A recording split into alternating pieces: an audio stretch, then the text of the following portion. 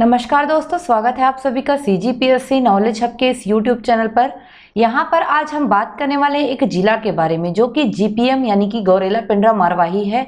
हाल ही में ये जिला जो है बोल सकते हैं आप चर्चा का विषय रहा है, क्योंकि यहाँ से CM ने गौरेला से जो है एक टूरिस्ट सर्किट लॉन्च किया है। इस टूरिस्ट सर्किट में बहुत सारे स्थानों को जगह दिया गया है, जिसके बारे में हम लोग आज बात करेंगे। इसके साथ ही जानेंगे इस जिला के बारे में कुछ इंपॉर्टेंट फैक्ट्स जो आपके काम के हैं। जैसे शुरुआत करते हैं जिला GPM, तो कुछ इस तरीके से दिखाई देता है। अगर छत्तीसगढ़ में आप देखेंगे मैप में, जस्ट बिलासपुर जिला के ऊपर टोपी जैसा पहले ये जिला जो है पहले साथ में था, पर वर्तमान में अलग अलग दिखाई देता है। 10/2/20 यानी कि 10 फरवरी 2020 को फाइनली इस जिले को जो है एक स्वतंत्र अस्तित्व मिल गया और बिलासपुर से अलग होकर ये नए जिले के रूप में छत्तीसगढ़ में शामिल हो गया। 28वां जिला है हमारे छत्तीसगढ़ का। इसी के बारे में पूरा चर्चा का विषय रहेगा।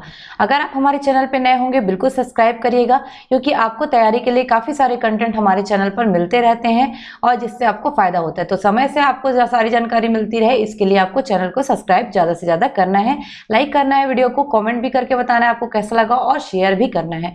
इसके साथ साथ अगर आप टेस्ट देना चाहते हैं तो बिल्कुल हमारे जो CGPSC नॉलेज हब है उसका ऐप डाउनलोड कर लीजिए। जैसे अभी वहाँ प्यून का टेस्ट डल गया है जो कि एक मिनिमम कॉस्ट के साथ है, बाकी निःशुल्क टेस्ट भी वहां पे होते हैं, करंट अफेयर भी वहां पे आते रहते हैं। तो बिल्कुल आप डाउनलोड कर दीजिए CGPSC नॉलेज हब के ऐप को और यूज करिए, सामने ही आपको सारी चीजें दिख जाएगी।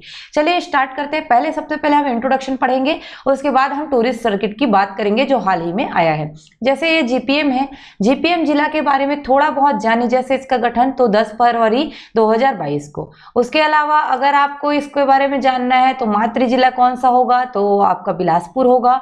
उसके अलावा दो चीजें हैं, लिंगानुपात और क्षेत्रफल। वैसे तो ये दोनों ही अगर आप देखें ध्यान से तो लिंगानुपात और क्षेत्रफल दोनों की ही अगर बात करोगे तो लिंगानुपात में परिवर्तन होते रहता है, लेकिन अभी हमारे पास फाइनल लिंगानुपात नहीं आया है, क्योंकि 2021 का जो जनगणना था उसका डेटा नहीं आ पाया है। तो वही वाला जो जिला वाइज जो लिया गया था 2011 की जनगणना से, उसी के अनुसार हमको इसको लेके चलना है। जैसे यहाँ का लिंगानुपात हमको क्या लेना है, 997। 2011 जनगणना है, मैं पहले ही बता देती हूँ आपको। और क्षेत्रफल है 2307 वर्ग किलोमीटर। अगर आप देखें तो 2307 वर्ग किलोमीटर, ध्यान रखिएगा। अभी वर्तमान में जो छत्तीसगढ़ में 28 जिले हैं, ऑफिशियली 28 जिले हैं क्योंकि अभी भी, तो इसके अनुसार ये सबसे छोटा जिला माना जाता है। तो ये ऑफिशियल है जो 28 है। अभी बाकियों में कुछ न कुछ विवाद के तहत फाइनल जो है अभी तक अधिसूचना नहीं आई है, तो उसके लिए आप वेट करिएगा, पर वर्तमान में सबसे छोटा जिला है। उसके अलावा यहाँ पे तहसील वगैरह देख लेते हैं जो कौन कौन से मिलने वाली है हमको, और उसके अलावा हमको क्या देखना है, इनके पड़ोसी जिलों के बारे में देखना है। जैसे पेंड्रा गौरेला मरवाही जो जिला है वो एक प्रकार का सीमावर्ती जिला है, क्योंकि ये सीमा से लगता है, MP की सीमा इससे लगती है। उसके अलावा इसको कुछ जो है जिले घेरते हैं, जैसे मुंगेली है, बिलासपुर है, कोरबा है और कोरिया। ये 4 जिलों से घिरा हुआ है GPM हमारा जिला। तो GPM जिला के बारे में अगर पढ़ते हैं तो हम थोड़ा सा देखेंगे किसको, यहाँ पे आने वाले जो तहसीलें हैं उनको। तो वर्तमान में अगर देखोगे तो पेंड्रा, गौरेला और मरवाही है। एक नया तहसील जो है अस्तित्व में आएगा बहुत जल्द ही, जिसका नाम है सकोला। इसके लिए जो है CM ने लास्ट ईयर घोषणा की थी 15 अगस्त 2021 को। उसके अंतर्गत सकोला को एक तहसील बनाया जाएगा। इसको ध्यान रखिएगा, नया तहसील, ये न्यू तहसील होगा। पेंड्रा गौरेला मरवाही के अलावा सकोला एक न्यू तहसील होगा। उसके अलावा बिलासपुर से जो है अमरकंटक तक इस एरिया से होकर NH45 भी गुजरती है, कबीर चबूतरा को जोड़ते हुए। तो इस NH45 को याद रखिएगा। आपको जो नेशनल हाईवे है, national highway authority of India द्वारा जो है निर्मित है, उन्हीं के द्वारा रख रखाव किया जाता है। तो बिलासपुर से ये पेंड्रा जिला होते हुए या पेंड्रा होते हुए अमरकंटक को निकलती है NH45। इसको ध्यान रखिएगा अगर आपको सड़क परिवहन की बात करना है तो। उसके अलावा रेल परिवहन की बात करना है तो रेल परिवहन भी देख लीजिए। Pendra road famous railway station है, बिलासपुर कटनी रूट पर ये पड़ता है। तो बिलासपुर से अनूपपुर तक जाती है जब रेलवे लाइन, अनूपपुर से क्योंकि कटती है हमारे अंबिकापुर जाने के लिए, और बाकी एक लाइन कटती है जो कटनी को जाती है। तो एक्चुअल में अनूपपुर, बिलासपुर अनूपपुर रेल लाइन या बिलासपुर कटनी रेल लाइन बोल सकते हो आप। इसमें पेंड्रा रोड आपको पड़ेगा और पेंड्रा थोड़ा सा दूर में पड़ता है वहीं पे, पर पेंड्रा में ही जाता है ये रेल लाइन। तो रेल मार्ग और सड़क मार्ग दोनों की सुविधा आपको मिलेगी। वायु मार्ग, जल मार्ग की सुविधा यहाँ पे आपको नहीं मिलेगी। उसके अलावा यहाँ पर ध्यान रखिएगा, रेलवे लाइन पे ही आपको खोंगसरा भी पड़ेगा, उसके अलावा खोडरी पड़ेगा। ये दोनों इंपॉर्टेंट क्यों है? क्योंकि इन दोनों नाम से आपको एक पहाड़ी का नाम याद रखना है, खोडरी खोंगसरा की पहाड़ी। इसलिए खोंगसरा और खोडरी दोनों को मैं रेलवे लाइन पे बता रही हूँ। खोंगसरा जो है एक्चुअल में पड़ता है बिलासपुर में। एक्चुअल में कहाँ पे पड़ता है? बिलासपुर में। और खोडरी एक्चुअल में पड़ता है पेंड्रा के अंतर्गत, यानी कि जीपीएम के अंतर्गत। तो दोनों को मिला के हमारी पहाड़ी बनेगी, जो कैसे आएगी? तो सबसे पहले याद रखना है आपको पेंड्रा लोरमी का पठार। वैसे तो मैकल रेंज के आगे ही आता है पेंड्रा लोरमी का पठार। पेंड्रा और लोरमी के पठार को मिला के पेंड्रा लोरमी का पठार कहा जाता है। ये सबसे ऊंची चोटी इसकी कौन सी है? तो पलमागढ़, जिसकी ऊंचाई है 1080 मीटर। हमेशा किसी भी चोटी की ऊंचाई होती तो पेंड्रा लोरमी के पठार में एक पिक पॉइंट पड़ता है पलमागढ़, 1080, याद रखिएगा 1080 मीटर इसकी हाइट है। इसी पेंड्रा लोरमी के पठार का ही एक भाग है खोडरी खोंगसरा की पहाड़ी। वैसे तो ये दोनों पहाड़ दोनों जगह रेलवे लाइन पे पड़ते हैं, पर पहाड़ी को थोड़ा दूर में ऐसे रखा गया है मेरे द्वारा, ताकि मुझे इसको बताते बने। तो खोडरी खोंगसरा की पहाड़ी याद रखिएगा, यहाँ पर पड़ता है, काफी दूर तक एरिया तक फैला हुआ है। इसी पहाड़ी से आपको याद रखना है एक नदी को। नदी का नाम है अरपा नदी। ये अरपा नदी एक्चुअल जाती है बिलासपुर के बीचों बीच जाते हुए शिवनाथ में मानिक चौरा नामक स्थान पर ये जो आकर मिल जाती है। क्योंकि शिवनाथ महानदी की सहायक नदी है, अतः ये जो क्षेत्र है वो महानदी अपवाह तंत्र के अंतर्गत आता है। तो खोडरी खोंगसरा की पहाड़ी से निकलने वाली अरपा नदी की बात करें तो अरपा नदी की लंबाई है 100 किलोमीटर और ये बिलासपुर की जीवन रेखा है, जीवनदायिनी नदी कही जाती है। बिलासपुर में को बीचों बीच बोल सकते हो ये बहता है, बिलासपुर इसके तट पर है। इस पर बिलासपुर जिले में ही कोटा क्षेत्र में भैंसाझार बैराज भी है, जो बहुत बड़ा डैम है। उसके अलावा अरपा नदी महानदी अपवाह तंत्र का हिस्सा है, क्योंकि ये शिवनाथ में जाकर मिलती है। अगर विसर्जन ध्यान रखना है तो मानिक चौरा याद रखिएगा। उसके अलावा अगर इस पे बात करें तो खोंगसरा परियोजना इस पर आपको मिलेगी, लेकिन ये जीपीएम क्षेत्र में मिलेगी। खोंगसरा एक्चुअल में बिलासपुर में, पर परियोजना इससे रिलेटेड आपको जीपीएम क्षेत्र में मिलेगी, यानी कि जीपीएम जिले में मिलेगी, पेंड्रा के अंतर्गत, पेंड्रा तहसील के अंतर्गत आप बोल सकते हैं उसको। उसके अलावा यहाँ पे क्या क्या मिलने वाला है देखते हैं। तो एक और नदी को याद रखना है, जो है नाम अहिरन नदी। अहिरन नदी भी इसी एरिया से निकलती है, खोडरी खोंगसरा के पहाड़ी एरिया से ही। अहिरन नदी का इंपॉर्टेंट क्या है? ये कोरबा जाती है और ये हसदेव नदी के माध्यम से महानदी में मिलती है, यानी कि महानदी अपवाह तंत्र का ही हिस्सा है। हसदेव नदी जो कोरिया के कैमूर पर्वत से निकलती है और कोरबा में मेन बहते हुए फिर आपको धीरे धीरे जाते हुए जांजगीर चांपा में जाकर केरा सिलादेही के समीप महानदी में जाकर मिल जाती है। तो अहिरन उसकी सहायक नदी है, ध्यान रखिएगा। अहिरन का हमारे अरपा से एक कनेक्शन बनता है। अरपा की सहायक नदी जो बिलासपुर क्षेत्र में पड़ती है, जो है खारंग नदी, जिस पर खारंग जलाशय बना हुआ है, जानते होंगे आप खुटाघाट बांध को। तो खारंग जो नदी है उसके साथ अहिरन नदी एक लिंकेज बनाती है, जिसके कारण आपको याद रखना होगा अहिरन खारंग लिंकेज। बिलासपुर क्षेत्र में लिंकेज मिल जाएगा आपको। उसके अलावा हमको इसमें और देखना है जो चीजें, एक अचानक मार अभ्यारण्य को देखना है। मैं प्राकृतिक चीजों को पहले ले ली हूँ, अचानक मार अभ्यारण्य को देखना है। अचानक मार अभ्यारण्य के बारे में याद रखिएगा कुछ पॉइंट्स। मैं ये पॉइंट्स बताते जाऊंगी, अगर आप नोट करना चाह रहे होंगे तो नोट करते जाइएगा। 1975 में निर्माण हुआ था।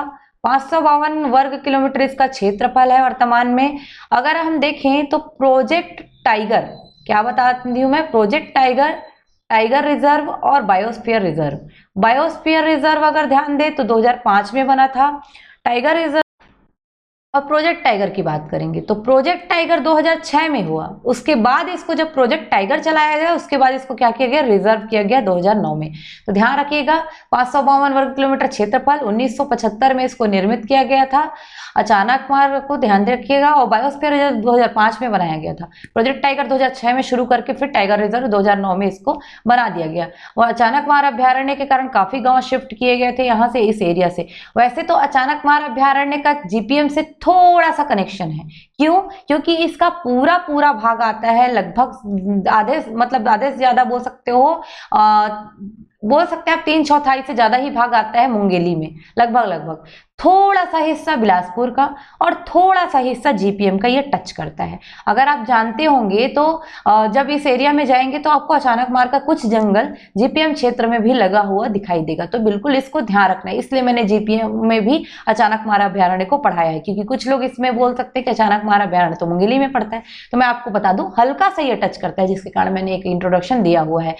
आगे चल के हम मुंगेली का भी डाल देंगे, जिसमें आपको पूरा पढ़ा दिया जाएगा। ध्यान रखिएगा इस चीज को। उसके अलावा यहाँ लास्ट टाइम ब्लैक पैंथर भी देखा गया था, तो काफी प्रसिद्ध है, बाघ के लिए बहुत ज्यादा प्रसिद्ध है, ध्यान रखिएगा। उसके अलावा हम और चीजों के बारे में बात करते हैं, कुछ और जगह प्राकृतिक रूप से, जैसे केवची जलप्रपात है, एक झोझा जलप्रपात जो बहुत ज्यादा प्रसिद्ध हुआ है अभी। उसके अलावा और भी जगह जलप्रपात मिलेगा यहाँ पे, लक्ष्मण धारा जलप्रपात वगैरह भी मिलेगा, टेंशन मत लीजिएगा, सारी चीजें मिलेगी। उसके अलावा एक किला मिलेगा जो है अजमेरगढ़ का किला, जिसको राजमेरगढ़ का किला भी कहा जाता है।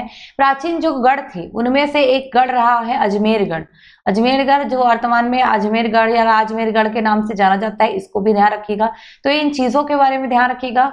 ये कुछ इंपॉर्टेंट चीजें हैं, और भी इंपॉर्टेंट चीजें हैं, जैसे मैं आपको बता दूं, थोड़ा सा मैं इसको रस कर देती हूँ। जैसे यहाँ पर एक जलेश्वर धाम मिलेगा, इसको भी टूरिस्ट सर्किट के तहत जोड़ा गया है। झोझा जलप्रपात को भी जोड़ा गया है। जलेश्वर धाम जो है आपको अमरकंटक रूट पे ही मिल जाएगा। कबीर चबूतरा भी अमरकंटक रूट पे मिल जाएगा। कबीर धाम का एक स्थल है, काफी माना जाता है, यहाँ का कुंड बहुत ही पवित्र है, और यहाँ पर बरगद बहुत ही पुराना है, ये भी माना जाता है। उसके अलावा आपको जो पेंड्रा गौरेला क्षेत्र में ही आपको धनपुर मिलेगा, गौरेला क्षेत्र में मिलता है धनपुर, ये बोल सकते हैं यहाँ पे चित्रित शैलाश्रय है। उसके अलावा देवी मंदिर भी आपको मिल जाएगा, और यहाँ पर जो है थोड़ा सा जो प्राचीन काल का अवशेष है, मतलब पाषाण कालीन अवशेष भी देखा गया है, तो इसको भी ध्यान रखिएगा धनपुर को।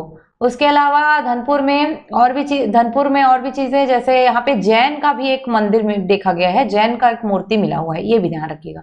लक्ष्मण धारा वाटरफॉल मैं बता चुकी हूँ आपको, लक्ष्मण धारा भी वाटरफॉल को भी ध्यान रखिएगा इसी के अंतर्गत। उसके अलावा शिवनी है जो औद्योगिक क्षेत्र के अंतर्गत आता है। उसके अलावा मरवाही वन मंडल है। अंजनी एक जो बोल सकते हैं औद्योगिक क्षेत्र है, शिवनी अंजनी दोनों औद्योगिक क्षेत्र है। औद्योगिक क्षेत्र जो मेन वाला है वो अंजनी है, याद रखिएगा। अगर जीपीएम का औद्योगिक क्षेत्र पूछा या औद्योगिक इकाई पूछा तो अंजनी क्षेत्र में पूरा है। मरवाही वन मंडल याद रखिएगा, भालुओं के लिए बहुत ज्यादा प्रसिद्ध है, जो भालू है वो बहुत ज्यादा मरवाही वन मंडल में प्रसिद्ध है, तो ये बिल्कुल ध्यान रखेंगे। उसके अलावा पकरिया से याद रखिएगा बकरी प्रजनन केंद्र है, और पशु प्रजनन केंद्र आपको मिलेगा पेंड्रा में पशु प्रजनन केंद्र, पकरिया में आपको बकरी प्रजनन केंद्र। मैंने एक तहसील बताया था सकोला, इसको ध्यान रखिएगा, जैसे ही बनता है इसके बारे में हम अपडेट ध्यान रखेंगे। नया तहसील, ये बिल्कुल याद रखिएगा, नया तहसील। तो ये कुछ ओवरव्यू है जो जीपीएम जिले के बारे में है। इसके अलावा हम बाकी चीजें और पढ़ें तो एक आपको मिलेगा पेंड्रा रोड। पेंड्रा रोड में 1900 में हमारे यहाँ से जो है माधवराव सप्रे और रामराव जो चिंचोलकर जी थे, उन्होंने एक जो है मासिक पत्रिका बोल सकते हैं आप, उनका संपादन किया था, जिसका नाम था छत्तीसगढ़ मित्र। छत्तीसगढ़ की ये पहली पत्रिका थी जो मासिक रूप से आई थी, इसको ध्यान रखिएगा। 3 साल चली थी, उसके बाद इसको बंद कर दिया गया था आर्थिक जो तंगी के कारण, पर ये बहुत ही इंपॉर्टेंट है। पेंड्रा रोड से प्रकाशित हुआ था, नाम क्या है, छत्तीसगढ़ मित्र, 1900 में माधवराव सप्रे रामराव चिंचोलकर के द्वारा। चलिए बात करते हैं जो चीज आई थी टूरिस्ट सर्किट, जिसके कारण ये हाईलाइट हुआ है वर्तमान में जिला।